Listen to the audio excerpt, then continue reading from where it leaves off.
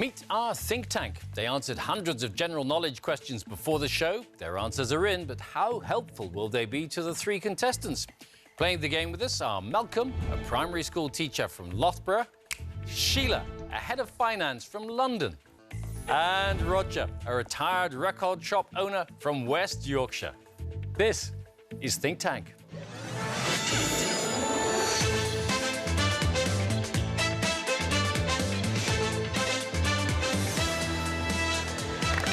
Welcome to the show. Welcome, as ever, to our think tank. They have varied interests, even some obsessions. So we've got a doctor who loves dogs, a dance teacher who's mad about penguins, a chemistry teacher who's an avid knitter, and an English literature graduate with an encyclopedic knowledge of Thomas the Tank Engine.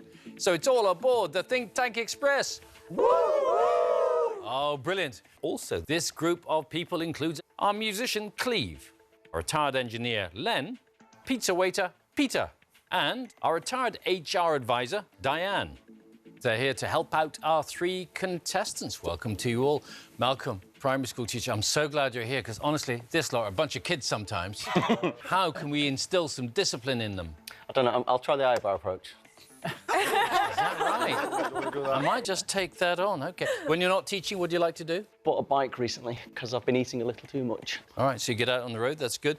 Strongest subject for you? It's probably going to be film, I think. Who's good at film here amongst you today? Peter, of course. I like to go to the Leeds International Film Festival, and then I try and cram 50 films in 2 weeks. Wow. And Armanelle, you like cycling, don't you? I live in London, and I will actually cycle for fun into central London. I really, really love cycling. There you go. So common ground between you already. Sheila, you're a head of finance for a software company. Yes, that's right. OK. So away from the office, do you do anything else, sort of exercise-wise at all? I try to, but I limit it because I have a bit of a wobbly knee. So I embarrassed myself dancing at a wedding once, and I've ended up with 2 screws in my left knee, so... Abby wanted to have a dancing career, didn't you? I did, but I bust my shoulder, and I don't want to have surgery because I'm too scared. Yeah. And she's a doctor. She's a doctor. She knows something we don't. Peter, you've done a bit of breakdancing, have you? Yes, I had a breakdancing competition in this pub in Stratford-upon-Avon, and this guy tried to steal my move. He didn't do it right, so he's doing the power slide, and when he did it, he snapped his leg in half. Oh, breakdancing with the emphasis on the word break. All right, well, welcome to the programme. Sheila, Roger, music is your world. Retired music shop owner. Actually, you'd be really retired. You don't look like it. I like to say I've ground to a halt, temporary halt. Yeah, fantastic. Any particular songs you love? Oh, I like those old honky-tonk ones with a broken heart. Oh, yeah. If a dog dies in the middle, that's great. Welcome to the programme. It's lovely to have all three of you with us. Over 3 rounds, then, our contestants will try to tap into the think tank's knowledge to build up as much money as possible. The 2 highest scorers progress to the final. Ultimately, just one will walk away with the cash prize. So let's play the first round. So in this round, I'm going to ask you a question, and then every member of the think tank will reveal the answer that they gave before the show. The correct answer is always in there somewhere, but there are also any number of mistakes in the mix. Pick out the right answer, £200 is added to your kitty. You get 2 questions each. Malcolm, we'll start with you. So here's your first question. Who has appeared as a judge on the most episodes of the British version of The X Factor? Just have a think about that for a second while we see what the think tank thought. Cleve. Louis Walsh. Simon Cowell. Simon Cowell. Louis Walsh. Cheryl Fernandez-Vicini. Sharon Osbourne. Simon Cowell.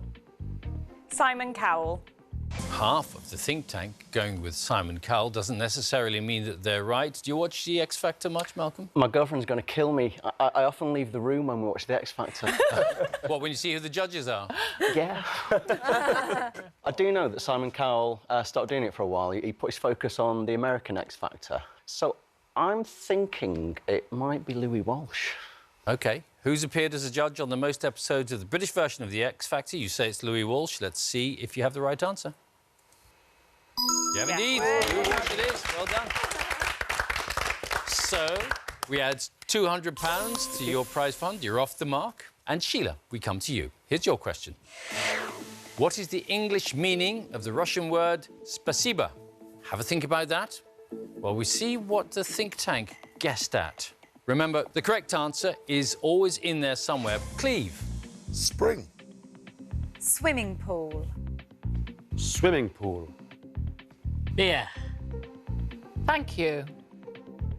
Pardon. Snow. Gazebo. So as you can see, our think tank has spent a long time in Russia, collectively. 7 different answers there. Lucy and Len combining on swimming pool. So what do you think? When I heard the question, I thought it might be you're welcome. But now I'm thinking it's thank you, because I think it's a common phrase you say in conversation. So you're going to go with thank you? Yes, I am. OK. The English meaning of the Russian word spasiba is thank you, or is it not? Let's see. It is indeed. Thank you for the right answer. Armanel, you got that one right. You're a bit of a linguist, aren't you? Yes, I am interested in languages, and I did actually know that one.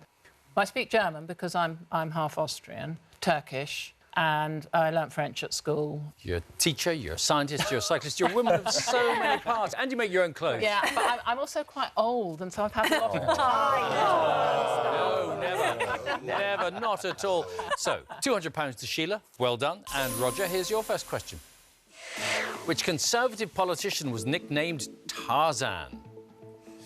Have a look at that and see what the think tank thought. Cleve. Michael Heseltine. David Cameron. Michael Heseltine. Anne Widdecombe. Boris Johnson. David Heseltine. Michael Heseltine. Boris Johnson. So, a lot of Heseltines in the mix there, and 1 or 2 other interesting choices. Roger, what do you think? I remember cartoons of one of these people swinging through the jungle trees, and the picture that comes to mind is Michael Heseltine. Michael Heseltine's what you want to go with, Yep. as the Conservative politician nicknamed Tarzan. Let's see if you're right. Oh. It is indeed. Michael Heseltine is the right answer. Given the nickname because of his flowing locks and his macho reputation. Anne Widdecombe, I had no idea. I think she's quite ferocious, so... Yes, OK, all right. And presumably David Heseltine, Diane, is Michael Heseltine's long-lost brother? Twin. What's his twin? OK, that's your answer, and you're sticking to it. Yeah. Roger, well done for going with the right answer. Michael Heseltine, £200 to your fund. OK, Malcolm, here's your second question. Who was the captain of the England rugby union team at the 2015 World Cup? Let's see what the think tank thought. Remember, the correct answer is always there somewhere. Martin Johnson. Johnny Wilkinson. Chris Robshaw. Alan Jones. Jonathan. Peter Shaw. Johnny Wilkinson. Johnny Wilkinson. Well, 3 of the think tank going for Johnny Wilkinson. I like rugby. Being from Leicester, I support the Leicester Tigers.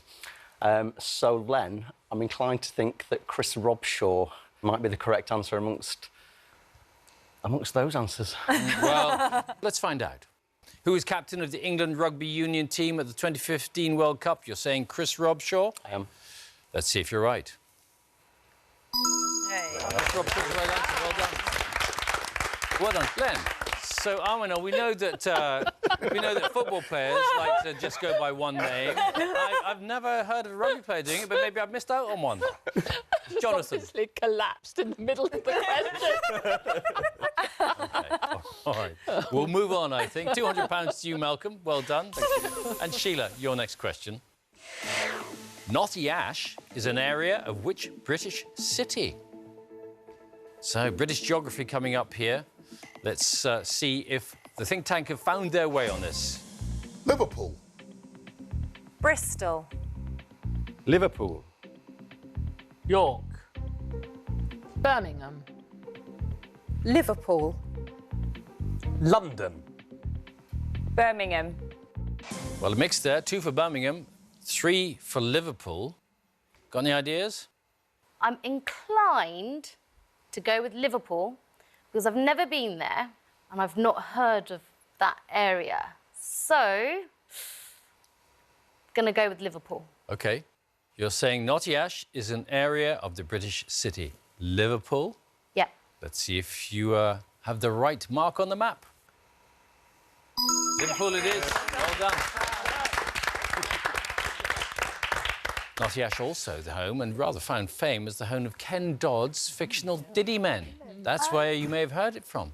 So, Sheila, £200 goes to you, and Roger, here's your second question. The name of which soul singer was the title of a UK hit single in August 2015? Music, surely right up your street. Let's see what the think tank guessed that. Marvin Gaye. Aretha Franklin. Aretha Franklin. Barbara Streisand. Billie Holiday. Gabrielle. Marvin Gaye. Stevie Wonder. So it's the title of a UK hit single from August 2015. Obviously, your music expertise may be slightly earlier, Roger. Yeah. 2 Marvin Gayes and 2 Aretha Franklins. I think I can discount everybody else. Cleve's a musician, and he's going to know. So I'm going to follow Cleve with this one and say Marvin Gaye. So you're going to say Marvin Gaye was the soul singer whose name was the title of a UK hit single in August 2015. Let's see if you're right.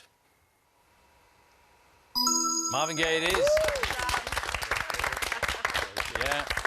It was a collaboration between Charlie Puth and Meghan Trainor. Good judgment from you there, and £200 is added to your prize fund. And that brings us to the end of the first round, so let's see how you're all getting on. You are all tied on £400. Well done.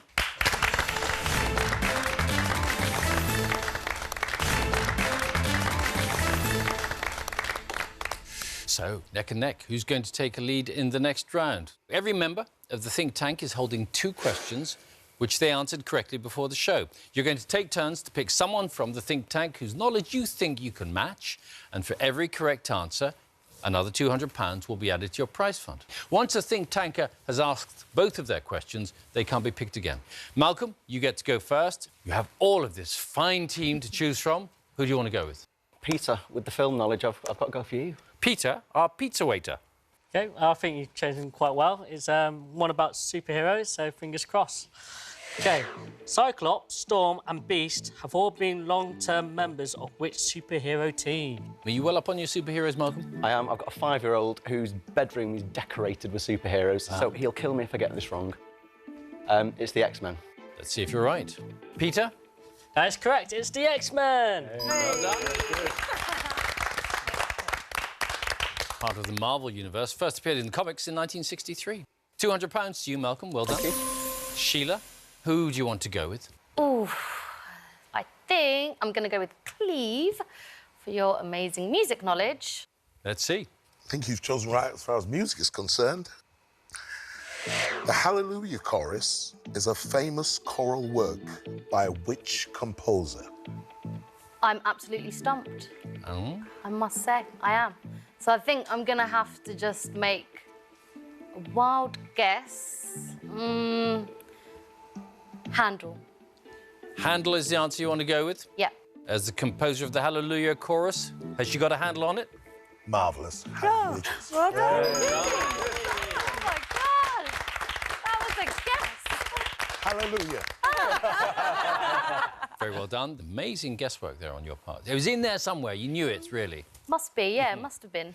OK, £200 to you. And, Roger, you can still choose from the whole think tank. I think I'm going to have to play to my strength and go to Cleve again. OK. Hoping for a musical question from Cleve? Unfortunately, my friend, it's not a musical question. I know this because I'm a huge sports fan in general. The Australian Eddie Jones was named coach of England in which sport in 2015? Rugby union? Rugby union's what you're saying. OK. Is he right, Cleve? Roger. All right. Yeah. Absolutely. Well done. Well done. £200 to you, Roger. Well done. Malcolm, You cannot use Cleve anymore, but everybody else, 7 fine minds are at your disposal. Max, I'm feeling something. I'm feeling it. Max, let's hear a question you answered correctly before the show. All right, Malcolm. Well, I hope you like your history, like I do. This question's about something that happened 200 years ago, so, Bill, you might remember it. It's a pity he hasn't got a prize fund I can knock down. You'll be in detention, won't you, Malcolm? There you go. Give him the eyebrow. You must teach me that. The 18th of June marked the 200th anniversary of which famous battle? The 18th of June 2015 marked the 200th anniversary of which famous battle? I'm thinking of wars around that time, and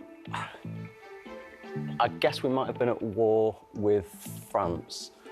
So I'm going to go with Waterloo. Waterloo is your answer. Is he right? Couldn't escape if you wanted to. It is Waterloo. It was, of course, Napoleon Bonaparte's final defeat at the hands of Wellington and Marshal Blucher. So £200 to you. Sheila, who do you want to choose for the next question?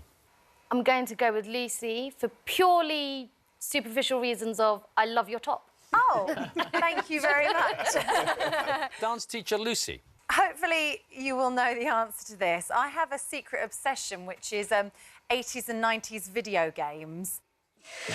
In the Super Mario computer games, what is the name of Mario's brother?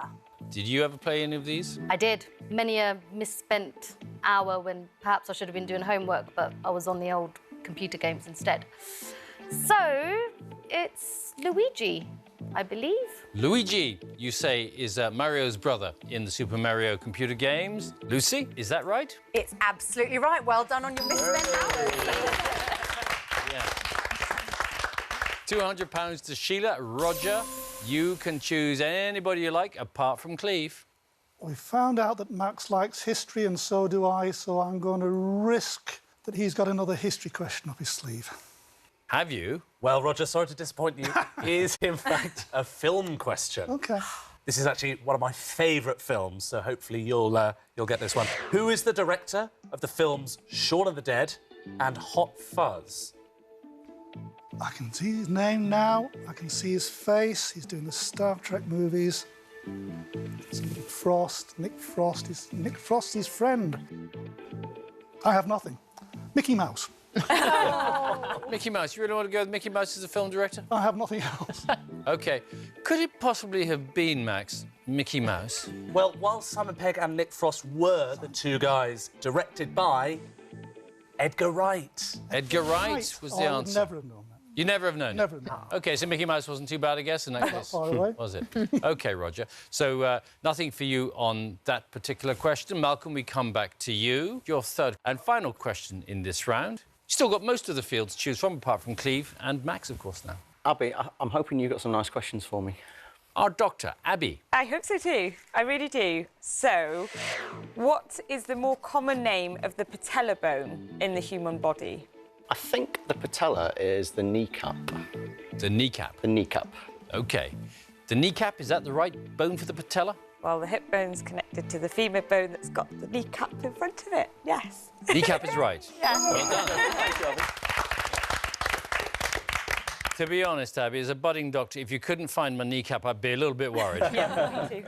OK, good. So £200 to you, Malcolm. Well done. Sheila, who do you want to go for? I think I'm going to go with Diane. OK. I love the colour of your top. Oh, thank you. Thank you. I'm all about the tops. Flattery will get you everywhere. So I have a wonderful question for you. Jamie Foxx won an Oscar for his role in which film? I should know this, since I love films. I think it's Ray Charles. Oh, hope I'm right. So Ray Charles is the film that you say Jamie Foxx won an Oscar in. Diane? The name of the film is Ray, and it's a biography of Ray Charles's life. So I'm afraid, I'm really sorry, you had the right person but the wrong title. Yeah. And we can't give it to you, I'm afraid, Sheila. So close. Yeah. So, nothing gets added to your total. Roger, who would you like to choose? Well, I'm going to go with Len because I think we're of an age, so we might have a pool of knowledge, and also because I like the colour of his top. think Len might have a pool of knowledge. A similar pool of knowledge. Is it heated and does it have a cover? That's what I was No, but there's a nice thermal That's a lovely vest top. under here. Yeah, a lovely top. Right, if you like comedy, Rowan Atkinson is one of my favourite comedy actors. In which TV comedy did Rowan Atkinson play the policeman named Raymond Fowler? I've heard this. It's a long time since I've seen it. I think it's called The Thin Blue Line. The Thin Blue Line is what you're thinking of. Has he got the right line? Yes, he's correct. Well done. £200 to you, Roger, and that brings us to the end of this round. So let's see how your prize funds have changed. Sheila and Roger, you're tied on £800. Just in the lead, though, Malcolm has got £1,000. Well done.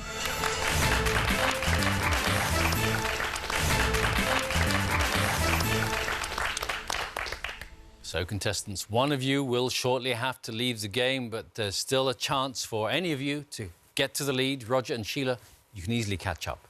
All of you are now going to be asked the same question. Two members of the think tank will then give you the answer that they gave before the show, and they'll tell you why they believe they're correct. Obviously, only one of them can be right.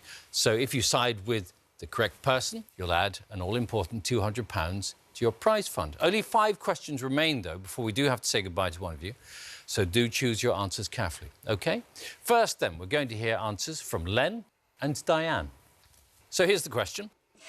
In 2003, it was suggested in the media that the Harry Potter character Dobby bore a striking resemblance to which world leader? Len? There's only one answer, Angela Merkel. Angela Merkel. To me, when I see him on the TV as well, it looks identical, like twins there. But obviously the media have picked up on it, and it's Angela Merkel's my answer. All right, Angela Merkel for you. Diane? I said Vladimir Putin. Dobby's small, big-eyed, wizened and knobbly, and unfortunately, Vladimir has a few of the same characteristics. Hang on, the phone's ringing. I think it's the Kremlin. I've moved. Yes, you just covered yourself with, so I'm told. Yes, So yes, I'm told. yes, so I'm told, so I'm told. OK. Yes. So, the choices are Vladimir Putin or Angela Merkel. Contestants, please lock in your answers. Well, all 3 of you have gone with Vladimir Putin. So, let's see if you're right. That's the right answer, Vladimir Putin. Well done. Yeah. Just in case you're wondering what Dobby looks like and why there might be such a resemblance, take a look at this.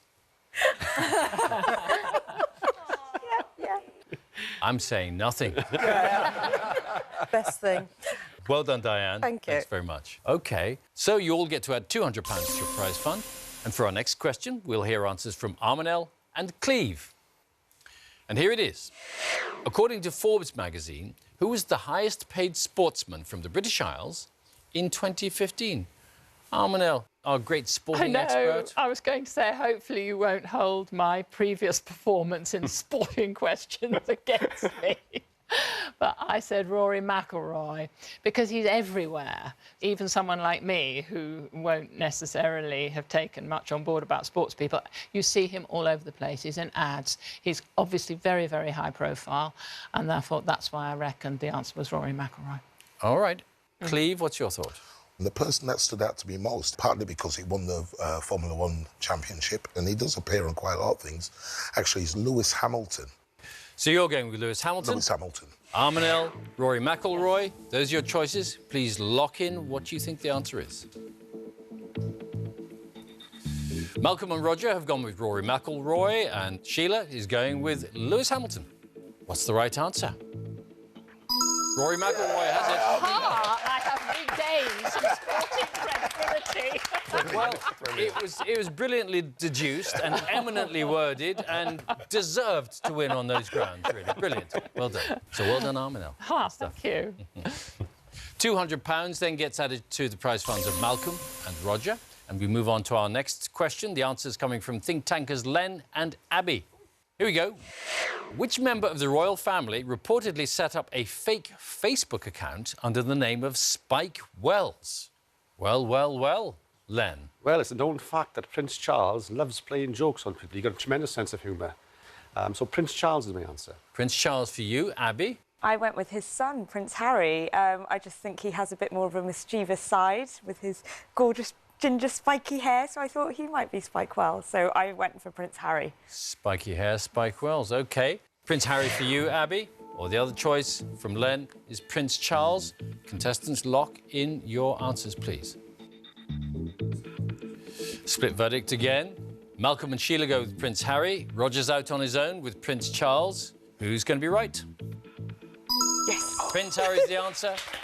Well done.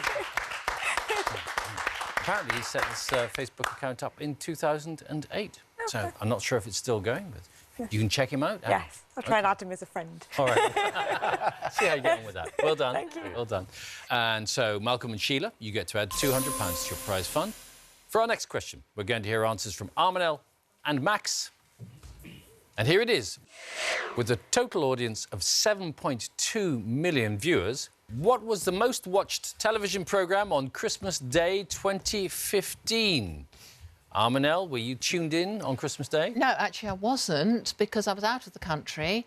But I reckon that the answer is the Queen's Christmas Message, because it's iconic, and frankly, what else could it possibly be? Queen's Christmas Message. What else could it possibly be, Max? Well, I think, Bill, the answer here would be Downton Abbey. Whilst I'm a patriotic sort, I don't think anyone really ever dies in the Queen's speech, so I don't think it's as exciting as the Christmas Day episode of Downton Abbey always is. I mean, it's an institution. They gave the guy a knighthood and a lordship for writing it, didn't Queen's they? Christmas Message is an institution as well. So if we're comparing institutions, that's an institution that's gone on for rather longer. Sexier. Probably. Sorry, no, sorry. We're talking about Her Majesty. We don't use the word sexy in the same sentence as... I'll take myself off to the tower now. I think that would be a very good idea. But before you do, it's a choice between Downton Abbey or the Queen's Christmas Message. Please lock in your choices before Max gets locked up. 2 with Downton Abbey, Roger and Malcolm. Sheila in the middle with the Queen's Christmas Message. Who's right? Queen's Christmas Message it is. Well done. As it should be. 6.9 million people watched the last episode of Downton Abbey, but 7.2 million people watched the Queen's Christmas Message, and many of them, I should think, watched both. There you go. Armanel, well done. Thank you. And Sheila, well done to you. That's £200 more for your prize fund. For our final question in this round, we're going to hear answers from Lucy and Peter. And here it is. According to the Guardian website, who was the UK's best-selling children's author of 2015? Lucy? Well, I'm the mum of a 6-year-old boy, and reading is one of our shared pleasures. And I am almost certain that I have seen many titles hinting at the answer. David Walliams. David Walliams for you. Peter? Well, I'm a big fan of Tracy Beaker, and she wrote thousands of books, and I think she even writes them in her sleep. And I've chosen Jacqueline Wilson. Jacqueline Wilson for you. So, those are your choices. Please lock in your answers. Malcolm and Sheila going with David Walliams. Out on his own, Roger with Jacqueline Wilson. Let's see who's right. It's David Walliams, indeed. Well done. Well done, Lucy. And Sheila and Malcolm, you get to add £200 more to your prize funds. So, contestants, that's the end of round 3. Let's take a look at your totals. In the lead, Malcolm with £1,800, followed by Sheila with £1,600. Trailing behind in third place with £1,200. Still a very good total, but not enough, I'm afraid. Roger, we have to say goodbye to you. Thanks very much indeed for playing. And a brilliant shirt. I think we should give you extra points for that. But thanks very much. Thank you. Well done, Malcolm and Sheila. You two will now compete for the money that you built up so far in our final.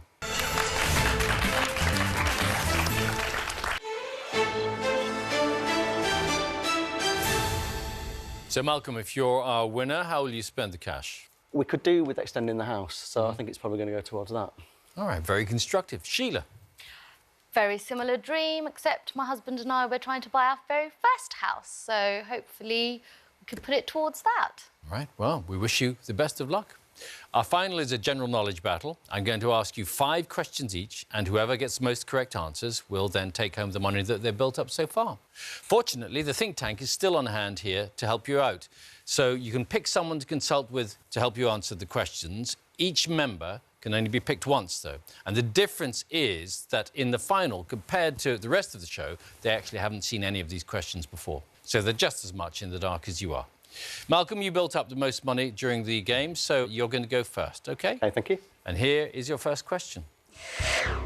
Which medal, shaped like a heart, is given to American servicemen and women that are wounded or killed in action? So, probably want to consult with someone on that one before you deliver your answer. Who would you like to go with? Armanel, please. Oh, gosh. As long as the answer's not Jonathan. Do you have any ideas? I've got a feeling it's the Purple Heart. I remember watching lots of... I'm so glad you do, because that's what I feel as well. Sorry, I interrupted you. No, we're both on the same plane there. Yes. So you think Purple Heart? Yes, I do. OK. Purple Heart is what you want to go with? Yeah, we'll go with Purple Heart, please. OK, you say that the medal shaped like a heart given to American servicemen and women wounded or killed in action is the Purple Heart. Let's see if you're right. You're indeed. Purple Heart it is. Well done. So, 1-0 to you at the moment, Malcolm, but easy for you to equalise. If you get this one right, Sheila, here's your first question. Stonehenge is located in which English county? Who do you want to back up your ideas? Len. I'm ruling out some of those like Devon and Somerset. Cornwall's out of it as well, so we're moving up the coast quietly, aren't we? And Gloucester is not another one, is there? I think it's Wiltshire. Wiltshire? I think I'm going to go with Wiltshire. Yeah. Going to go with Wiltshire. Yeah. OK, you say Stonehenge is located in the English county of Wiltshire. Let's see if you're right. You are indeed. Wiltshire's the right answer. Yeah. 1-1, and we go to Malcolm's second question. What is the only country to share a land border with Denmark? So, you have 6 members of the think tank to choose from. Abby, I'm hoping that your doctor skills extend to European hospitals. Well,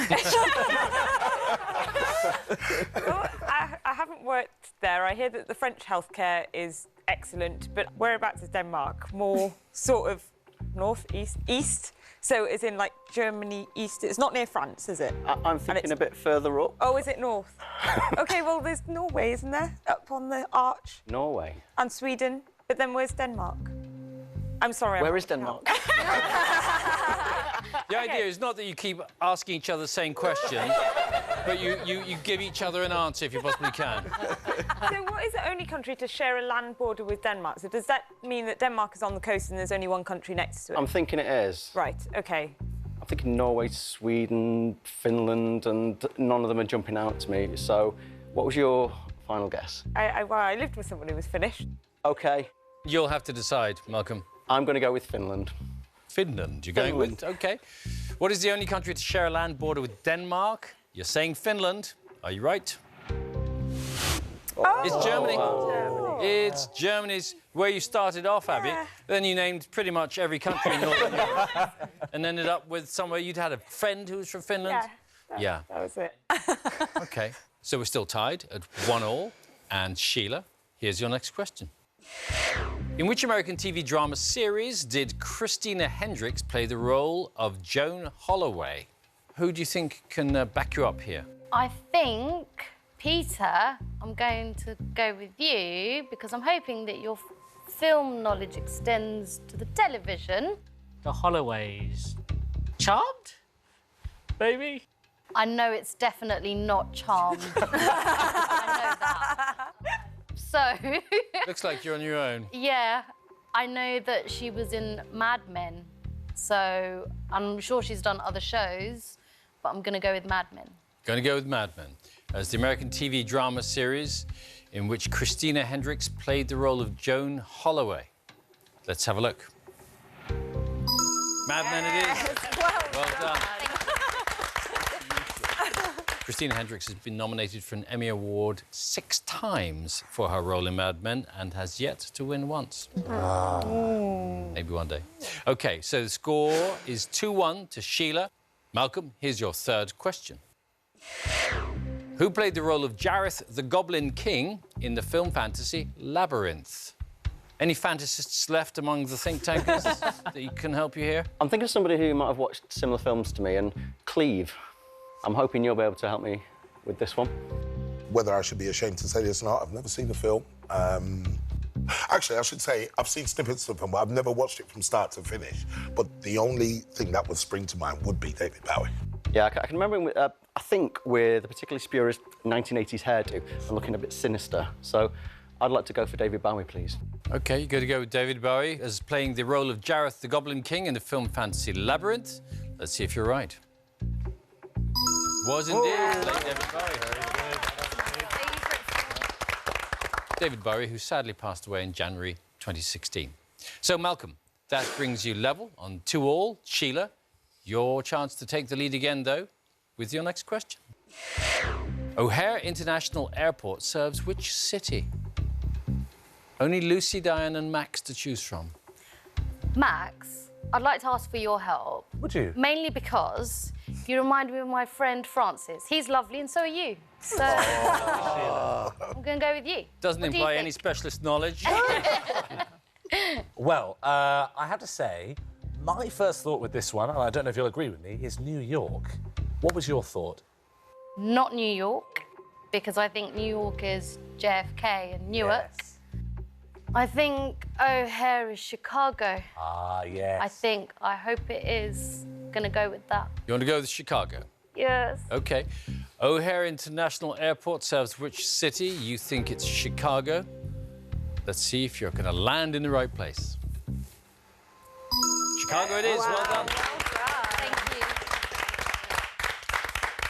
you. Very judicious overruling, even if he does look like your friend. 3-2 to you, Sheila. Malcolm, your chance to equalise comes up with this question. In total, how many British kings and queens reigned during the 20th century? Just Lucy and Diane to help you out here. Diane. Hi. Hello. That's not the response I was hoping for, Diane. No. Well, we're starting at... Should we work backwards? Yeah, well, I mean, at the moment, I'm only on 2, because Queen Elizabeth II and then Queen Victoria. Where are you at? I'm thinking 4. Oh, yeah? Maybe even 5. No. There's Queen Victoria, and when she passed away, one of her children, and there was, I can't remember the king's name, who abdicated. It was in the king's speech. Oh, wait a minute, wait. Was it Edward VIII? Yeah, he abdicated to marry Wallis Simpson. Did George take over after that? I'm sure he did, because that's how Queen Elizabeth came onto the throne, because George V was her father. So we've got Queen Elizabeth, George V, Edward. So did Edward take over from Victoria, or was there someone in the middle? There was somebody before that, I'm fairly sure. So Who reigned for a short period? should we go for 5? We'll go to 5 then. 5 it is. Good luck. Thank you. Thanks for the thinking. That's OK. 5. 5 is my answer. In total, how many British kings and queens reigned during the 20th century? You're saying 5. Have you got the right number? It's 6. Oh. And they were Queen Victoria, Edward VII, George V, Edward VIII, George VI, and Queen Elizabeth II. Oh, I'm sorry. That's OK, thank you. You worked really hard on it. That's all I can say. did. Yeah. Pity you came up with the wrong answer in the end, but there you go. OK. So it is still 3-2 to Sheila. And Sheila, if you get this answer right, you will be our winner. No pressure. OK? No pressure. Here is your question. Which Oscar-winning British actor plays the role of the secret agent Harry Hart in the 2015 film Kingsman: The Secret Service? Here is just Lucy to help you. What are your thoughts? Who are you thinking? Colin Firth Yeah. is in the film. Yes. So is Michael Caine. Ah, yes. And I can't remember which one's called Harry. Colin Firth has definitely won an Oscar, right? Yes, he has. And when I heard Harry, I thought, Yeah. Colin Firth. Oof. But My gut instinct was Colin Firth. Yeah. Which I think your gut instinct was as well. yeah, gonna For do the it. win, though, no pressure. Yeah. It's your decision, but fingers crossed. Fingers crossed. Colin Firth. Colin Firth. Yeah. Is your gut instinct? It's Lucy's gut instinct. That's what you Yeah. want to go with? Yeah. OK. Which Oscar-winning British actor plays the role of the secret agent Harry Hart in the 2015 film Kingsman: The Secret Service? You say it's Colin Firth. If you are right, you will be our winner.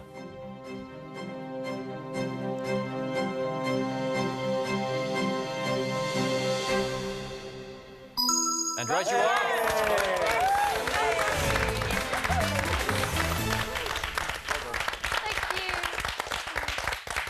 Malcolm, commiserations. You did absolutely brilliantly, really. Sadly, though, you don't get to take anything home, apart from, I think, some pride to your class at school. They should be very proud of you and Hopefully. what you've done today. Thank you, Bill. Cheers. Well done. Thanks for being with us. And Sheila, as our winner, you will definitely be taking home your prize of £1,600. You will shortly have the chance to add an extra £1,000 to your winnings. First, though, shall we take a moment to congratulate the think tanker who gave the most correct answers on today's programme? And it was... Cleve!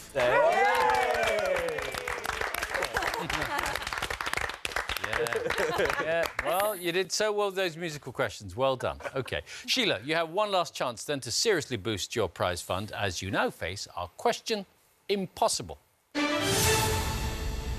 So this is the toughest question of the whole show because no one in our think tank answered it correctly. So, Sheila, if you can achieve what none of them could and give us the right answer, then an extra £1,000 is yours. Let's take a look, then, at your question impossible. Which English town became a city as part of the Queen's Diamond Jubilee celebrations? Have a think about that. Before you give us your answer, we're going to give you a little bit of help as we take a look at the think tank's wrong answers, and it could rule one or two things out. So here we go. Ipswich, Windsor, Bournemouth, Tunbridge Wells, Brighton, Royal Wootton Bassett and York were the incorrect answers that the think tank gave. So what do you think it could be? I'm quite stumped, actually. Gonna have to really make a guess of this. Milton Keynes. Milton Keynes is what you're going to go for? Yes. Which English town became a city as part of the Queen's Diamond Jubilee celebrations? This is for an extra £1,000. You're saying Milton Keynes. Have you got the right answer and the right place?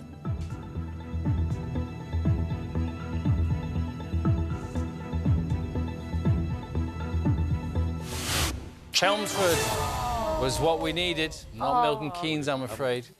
Sorry, it wasn't it. You didn't conquer the question impossible. You're still leaving, though, Sheila, with £1,600, so we hope that'll help you on your way to getting a house. Oh, for sure. Good. Well, you did brilliantly. Thanks very much for being with us. Thank you. Thanks for watching. Do join us next time when 3 more contestants will see whether they can bank on the think tank. Until then, it's goodbye from them. And it's goodbye from me. Bye-bye.